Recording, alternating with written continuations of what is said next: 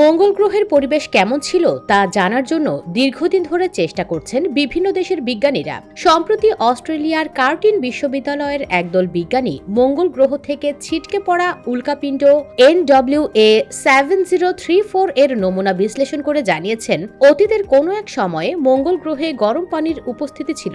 বিজ্ঞানীদের তথ্য মতে ব্ল্যাক বিউটি নামে পরিচিত উল্কাপিণ্ডটি 2011 সালে সাহারা মরুভূমিতে পাওয়া গেছে। 443 বছরের পুরনো উল্কাপিণ্ডটি মহাজাগতিক কোনো সংঘর্ষের কারণে মঙ্গল গ্রহ থেকে পৃথিবীতে ছিটকে পড়েছে বলে ধারণা করা হচ্ছে।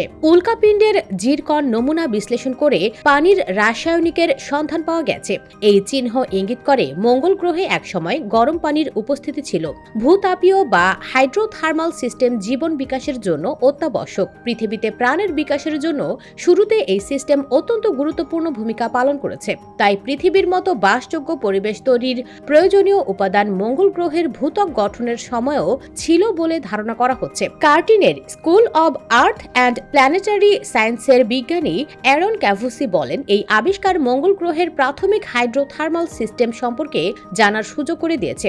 এর মাধ্যমে মঙ্গল গ্রহ অতীতে বাসযোগ্য ছিল কিনা তা বোঝার জন্য নতুন তথ্য পাওয়া যাবে। মঙ্গল গ্রহে গরম পানির প্রাথমিক প্রমাণ শনাক্ত করতে ন্যানো স্কেল জিওকেমিস্ট্রি ব্যবহার করা হয়েছে। বিজ্ঞানীরা লোহা, অ্যালুমিনিয়াম, ইট্রিয়াম, সোডিয়াম সহ জিরকন কণার প্রয়োজনীয় উপাদান শনাক্ত করতে ন্যানো স্কেল ইমেজিং ও স্পেকট্রোস্কোপি ব্যবহার করেন। এসব উপাদানের প্যাটার্ন থেকেই ধারণা করা হচ্ছে মঙ্গল গ্রহের প্রথম দিকে ভূত্বকে পানির উপস্থিতি ছিল। খবর arth.com।